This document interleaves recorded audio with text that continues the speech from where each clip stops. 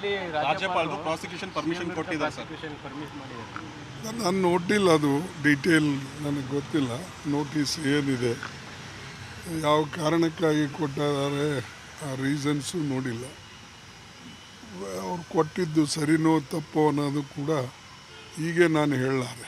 ಅದನ್ನು ನೋಡಿ ತಿಳ್ಕೊಂಡು ದೆನ್ ನಮ್ಮ ಲಾಯರ್ಸ್ ಜೊತೆಯಲ್ಲಿ ಕನ್ಸಲ್ಟ್ ಮಾಡಿ ಇದ್ರ ಬಗ್ಗೆ ಏನು ವಿಚಾರ ಇದೆ ಅಂತ ಹೇಳಿ ನಾವು ಕೇಳಿಕೊಂಡು ಮಾತಾಡ್ತಕ್ಕಂಥದ್ದು ಒಳ್ಳೆಯದು.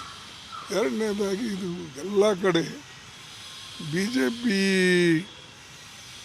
ನಮ್ಮ ಗವರ್ನರ್ಸು, ಅದು ಕಲ್ಕತ್ತಾ ಆಗಲಿ, ಕರ್ನಾಟಕ ಆಗಲಿ, ಈ ತಮಿಳ್ನಾಡು ಆಗಲಿ, ಎಲ್ಲೆಲ್ಲಿ ನಾನ್ ಬಿ ಜೆ ಪಿ ಗೌರ್ಮೆಂಟ್ ಇವೆ ಅಲ್ಲೆಲ್ಲ ಕಡೆ ಇಂಥ ಕಿರುಕುಳಗಳು ಜಾಸ್ತಿ ನಡೆದಿವೆ.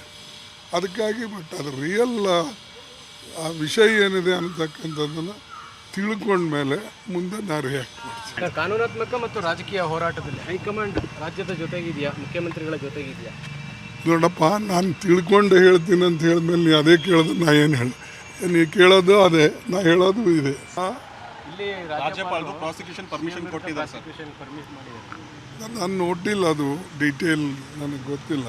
ನೋಟಿಸ್ ಏನಿದೆ, ಯಾವ ಕಾರಣಕ್ಕಾಗಿ ಕೊಟ್ಟಿದ್ದಾರೆ, ಆ ರೀಸನ್ಸು ನೋಡಿಲ್ಲ. ಅವ್ರು ಕೊಟ್ಟಿದ್ದು ಸರಿನೋ ತಪ್ಪೋ ಅನ್ನೋದು ಕೂಡ ಹೀಗೆ ನಾನು ಹೇಳಲಾರೆ. ಅದನ್ನು ನೋಡಿ ತಿಳ್ಕೊಂಡು ದೆನ್ ನಮ್ಮ ಲಾಯರ್ಸ್ ಜೊತೆಯಲ್ಲಿ ಕನ್ಸಲ್ಟ್ ಮಾಡಿ ಇದ್ರ ಬಗ್ಗೆ ಏನು ವಿಚಾರ ಇದೆ ಅಂತ ಹೇಳಿ ನಾವು ಕೇಳಿಕೊಂಡು ಮಾತಾಡ್ತಕ್ಕಂಥದ್ದು ಒಳ್ಳೆಯದು. ಎರಡನೇದಾಗಿ ಇದು ಎಲ್ಲ ಕಡೆ ಬಿ ಜೆ ಪಿ ನಮ್ಮ ಗವರ್ನರ್ಸು, ಅದು ಕಲ್ಕತ್ತಾ ಆಗಲಿ, ಕರ್ನಾಟಕ ಆಗಲಿ, ಈ ತಮಿಳ್ನಾಡು ಆಗಲಿ, ಎಲ್ಲೆಲ್ಲಿ ನಾನ್ ಬಿ ಜೆ ಪಿ ಗೌರ್ಮೆಂಟ್ ಇವೆ ಅಲ್ಲೆಲ್ಲ ಕಡೆ ಇಂಥ ಕಿರುಕುಳಗಳು ಜಾಸ್ತಿ ನಡೆದಿವೆ.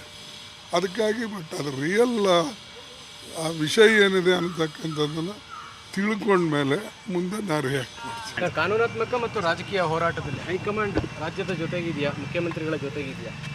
ನೋಡಪ್ಪ, ನಾನು ತಿಳ್ಕೊಂಡು ಹೇಳ್ತೀನಿ ಅಂತ ಹೇಳಿದ್ಮೇಲೆ ನೀ ಅದೇ ಕೇಳೋದು, ನಾ ಏನು ಹೇಳಿ ನೀ ಕೇಳೋದು ಅದೇ, ನಾ ಹೇಳೋದು ಇದೆ. Thank you sir.